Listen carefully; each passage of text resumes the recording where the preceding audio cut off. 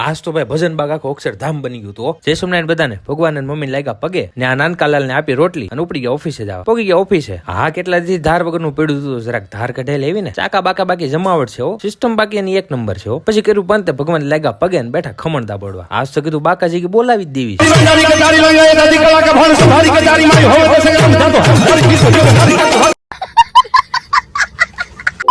પછી બેઠા ટાસ્ક લખવાના ચેડા કામે. પછી ક્લાયન્ટ નું પેમેન્ટ ગેટવે રજીસ્ટ્રેશન કરવાનું હતું, ઈ કર્યું ને બેઠા સારે જણા છે અચ્છા ચડાવીને ખાવા. પછી બેઠા કન્ટેન્ટ ના કામમાં ને પોગી ગયા સ્વરાબેન પાસે. ગોળી ભાઈ બાકી ભાડા નો મૂક્યો. આ તો ભાઈ ભજન બાગ હતો એક નંબર નો પ્રોગ્રામ, એટલે વાહ મહારાજ વાહ. છે ને બાકી જમાવટ. બીજા દિવસે ભગવાન અને મમ્મી લાગ્યા પગે. ભાણી બેન આવ્યા છે વળાવા આપણને. આમને આપી રોટલી ને ઉપડી ગયા ઓફિસે જવા. તાપી માતામાં નવા નીર આવ્યા છે બાકી. પોગી ગયા ઓફિસે કર્યું પંત ને ભગવાને પગે લાગીને ટાસ્ક લખીને બેઠા કામે. પેલા પેજ ઉપર પોસ્ટ કરવાની હતી ઈ કરી અને બેઠા નાસ્તો કરવા. જરાક લઈને બેઠા પ્લેટફોર્મ ના હાથમાં ને ક્યુએ ચેક કરવાની ઈ કરી. વરસાદે બાકી ગાભા કાઢી નાખ્યા છો. પછી બેઠા કન્ટેન્ટ ના કામમાં. અહીંયા થઈ ગયા તો આમાં ચડાઈ દીધું ને બેઠા કામે. આજ સ્વરાબેન નો છે બર્થડે. ગિફ્ટ તો લેવી જોઈએ ને ભાણીબેન હાટુ. Happy birthday સ્વરાબેન.